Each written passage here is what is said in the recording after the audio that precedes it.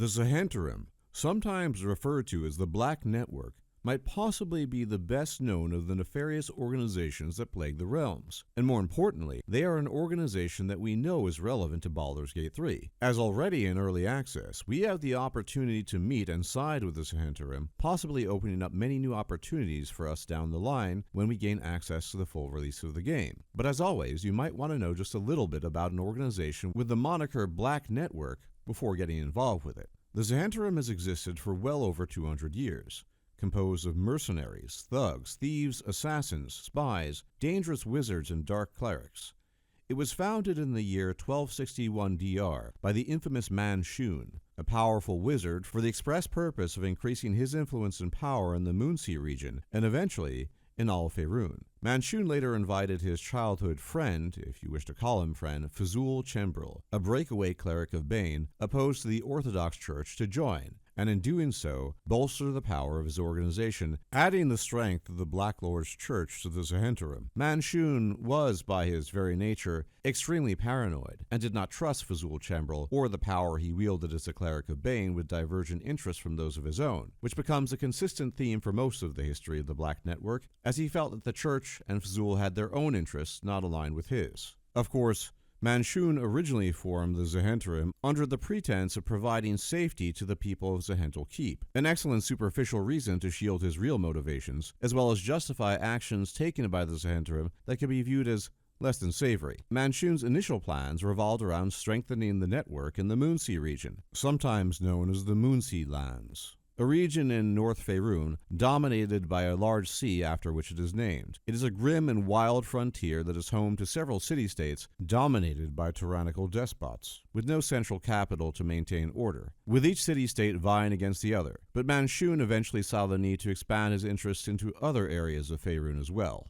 Despite some hiccups along the way, the Zhentarim grew and expanded over the years until the time of Troubles, when Eo struck down the gods and cast them down into Toril. Bane was slain and the former mortal Cyric took on his mantle, leading to massive conflicts within the new church as well as Zhentil Keep itself, culminating in an event known as the Bane Death, when a cleric of Cyric called Xeno Miramane began a purge of all the remaining Baneites within Zhentil Keep, eventually killing his brother, and sparing none except for Fazul Chembril, due to his special relationship with the god Cyric. Manshun soon realized that Cyric was incredibly unstable as a god, and was no replacement for the calculating cunning and patience of Bane. Within 6 months of this event, Manshun quietly and discreetly shifted resources and personnel from Zhentil Keep to the Citadel of the Raven, a Zhentarim fortress sufficiently distant from Zhentil Keep, distrustful of the impulsive Cyric and his inept clergy. Fazul Chembril saw those actions and remained neutral, still bitter from his loss of influence as the High Priest of Bane. But Fazul was simply biding his time. Cyric was eventually undermined by a divine conspiracy involving Fazul.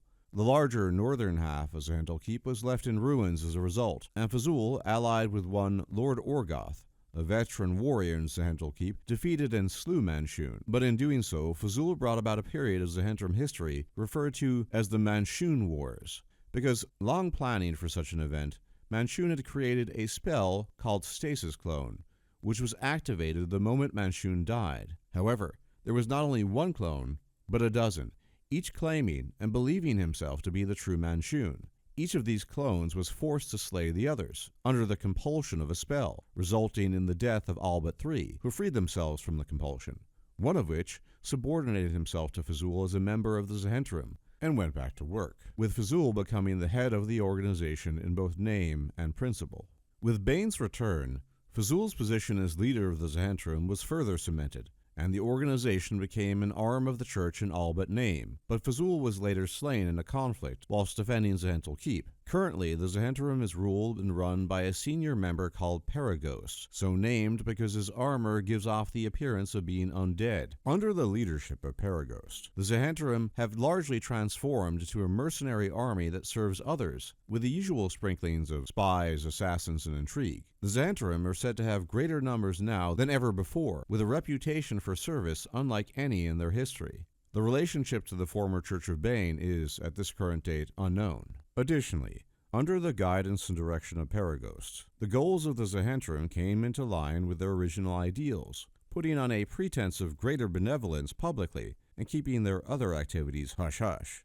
As mentioned prior, Perigos has transformed the Zhentarim into some of the best guards and mercenaries in Faerun, with the ultimate aim of an iron-fisted monopoly on protection services in the realms, seeking to make the merchants of Faerun, and thus the continental economy, completely reliant upon them as an organization, and consequently giving them complete power over all aspects of the economy, which will ultimately lead to political power as well, as all kingdoms and states require coin to be ruled and run efficiently. No longer based in Zhentil Keep, the Zhentarim is now based out of the Western Heartlands, in a keep called Darkhold, not all that far from Baldur's Gate. In order to achieve these goals, Zhentarim agents often deal in illicit goods and contraband, using their extensive mercantile contacts to move products throughout the realms.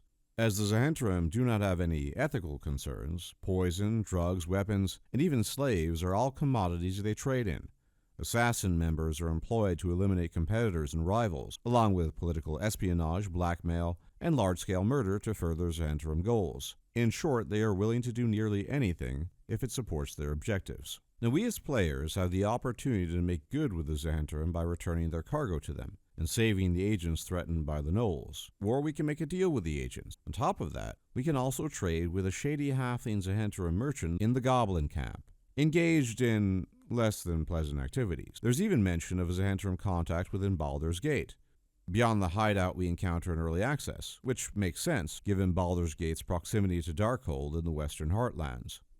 If I had to hazard a guess, allying with the Zhentarim could give us a leg up on our quest, given their resources, as well as additional quests we might be given, but also potentially might lead us into conflict with other organizations, such as the Harpers, of which there has been no mention yet in Early Access, but I would not count them out just yet, since they did show up in Baldur's Gate 2, and are an important factor in the Forgotten Realms. Either way, the presence of the Black Network will definitely have some impact on the game, and I, for one, am curious to see how it unfolds.